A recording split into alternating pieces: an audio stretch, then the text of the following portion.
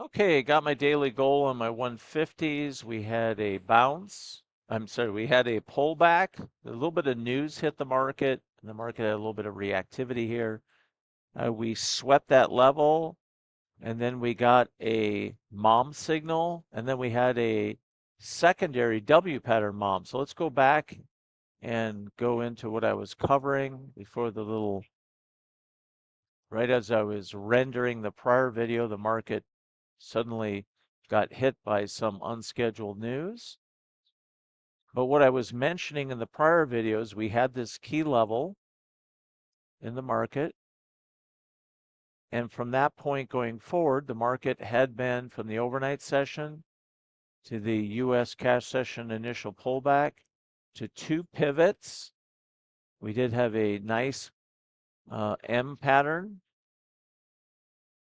or the, I'm sorry, the mom signal in conjunction with the M pattern. We did peek our head above that pivot I was talking about. I said the one I would have been watching farther out. And right in this area price, something hit the market. The trade speed picked up. So I haven't gone to see, but somebody must have said something or trade talks or whatever. The speed of trade increased rapidly. We had a slap down. We had two legs down, but then what did we do? We got a level sweep, and I threw on some MNQs, just two. We lifted a bit. I had my stop just below most recent price pivot because I didn't want to put a lot of risk on. There's no need to in these type of trades. But we lifted again. I threw one MNQ and just a little bit of lift. I blipped out both accounts because they're over the 700-ish. So this could go up to here. I don't give a damn. My 150K accounts. So the 150s, I go for 710 a day. There's a reason why it's 10 and not 700 even. I'm not going to get into it. Just that's what I do. A good place to start when you're in the beginning process, you're getting used to working setups.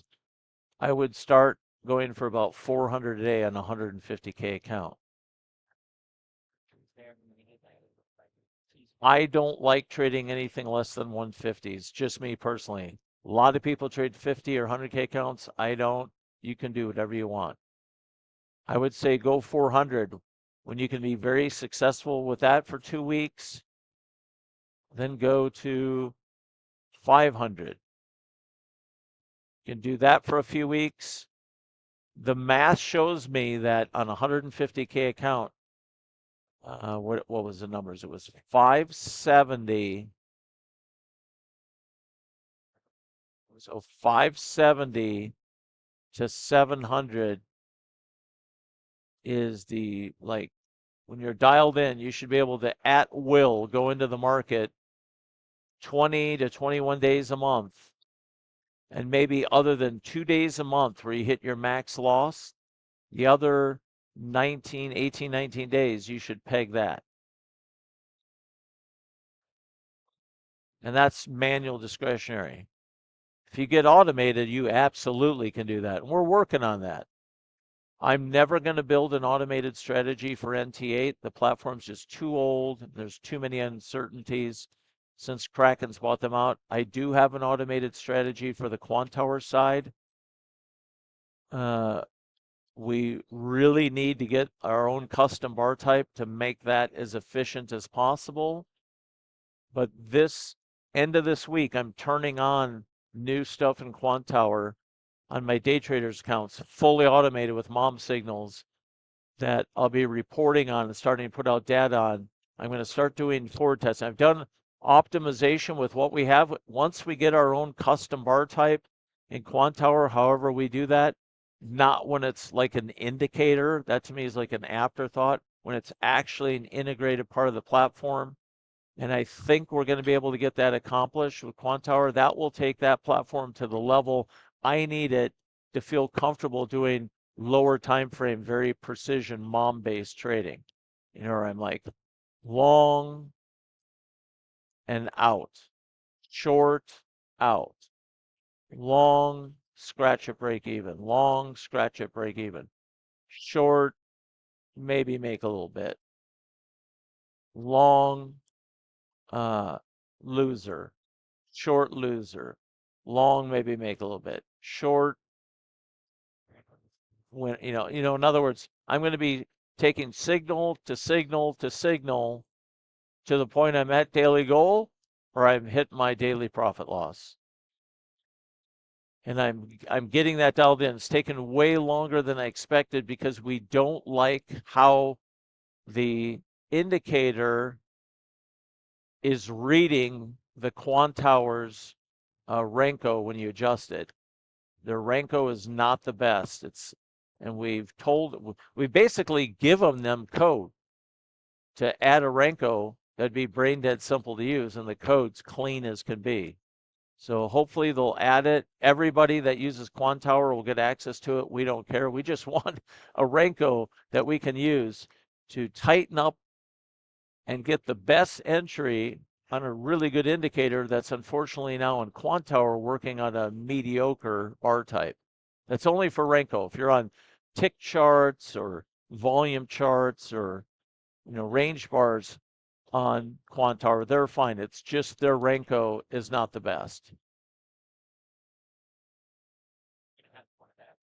So anyhow, what you do then is you march up your, start going for 400 a day per account for 2 weeks. When you perfected that, go to 500 a day, go to 600. Start getting up around 700 a day. Anything above that, your probabilities of hitting that quick and getting out of the market each day really drop off. You start getting up around 900 to 1,000 a day on a 150K account, manual discretionary trading, you're going to be having to work your chicas off each day. And I'm talking on days when the market's just grinding and doing nothing. Ooh, look at that. Now we're going outside the bands. So this is actually where the market's interesting to me. We did have selling yesterday. We're having more selling now. I'm kind of not surprised. We went all the way to all-time highs. I've kind of really felt like this market really needs to come down and test recent support in here, maybe before we get any significant bounce. At this point, we're just breaking down to the lower side of a multi-day range. So I'm always paying attention to where is price in relation to recent key support. And we're just not there yet. So to me, to be a buyer today, being outside of the bands, I would do it with light size. Until we test that support way down there, then I'd be more happy to be a buyer. And you can see for 2 days now, look at this. Look at all these high pivots. They're all it's all down. That's a market that's degrading. So anyhow, I did very well yesterday and I'm, got my daily goal today. So just to review, excursion outside of the band setup I like, levels, tests, and sweeps I like, and I love pattern trades. W pattern longs, W pattern longs, W pattern longs, M pattern. Here's an M, not the best one, but there's one. I like when they're more compact. Like here's a textbook M pattern. That's very compact. Here's a textbook W pattern. That was a textbook W pattern, and so on. I'm always looking for those. And when they happen at the edges of the market's recent range, and in this case, the dynamic range that we index to see high probability oversold and high probability overbought areas, then I really like when I'm seeing those patterns. Yeah, I knew there was another M pattern because I hit that the other day, and that was my big trade for the day. Just went right out of the M pattern. It just rocketed to the other side. Then the other side gave us a W pattern. And sometimes there's bigger picture structural. Here was one from the other day. The US cash session open was right here, and we had a big fat, big fat structural. So right at the open, we had a bit of a W pattern and lift, ran up and stalled, but then it came back, and you can kind of see it gave us even a bigger picture W and lift, and we had ascending price pivots leading up to it. That was I thought, a very smart area to be a buyer. And then later on, there was an M pattern. We stalled out M pattern and she died on us. So look for M's and W's. There's a W right there. I love price pattern. When I see price pattern, especially in conjunction with something else, I get all excited about those setups. Yeah, M pattern there, W pattern there. In one of the training modules, I'm going to cover in fine detail how I like working extreme excursions, very pronounced excursions outside the bands. That's usually very, very strong momentum creating those. And what I look for, whether using a mom signal on those, and I'm going to show you using the AIQ indicator with the reversal signal. You can go either way in those. I'm addicted to the mom signals.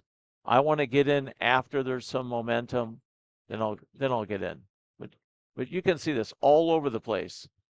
W pattern in a market that was uptrending on the day. Big structural W pattern after the market came down and did an excursion outside the bands. So those patterns are all over the place.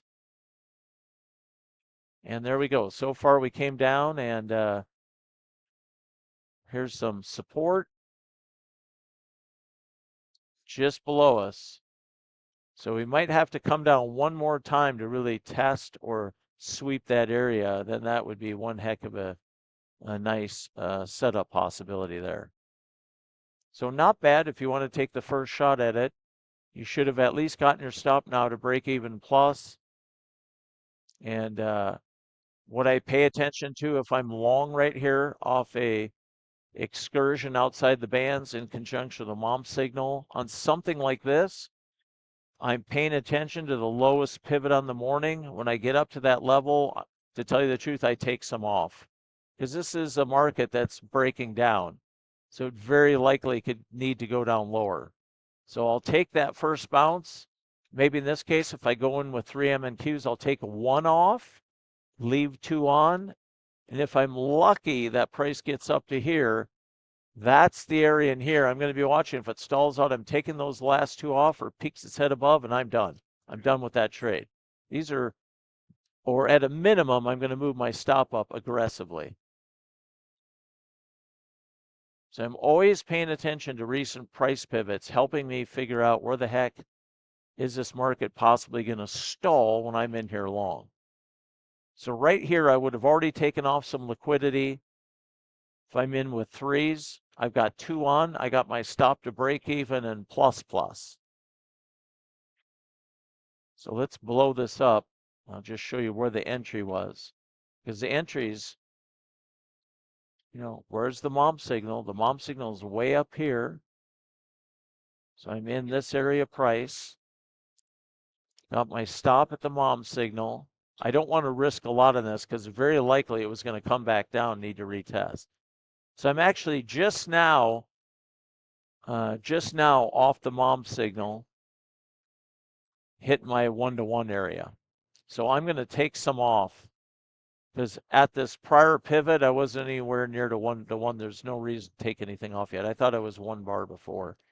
So now I'm taking one contract off, my stops to break even plus, and now I'm really looking at from the mid band to that pivot as my next area to conclude this trade and get out of here, or at least if it does get up to that area, to have stop literally up on the bottom of the last Heikin-Ashi candle. And there we go, we tagged the mid band, so I'd be looking to conclude this trade, especially if I'm up on the day from this area or anywhere up to that pivot. So there you have it. Now let's get into some additional settings and we'll move on to the next module.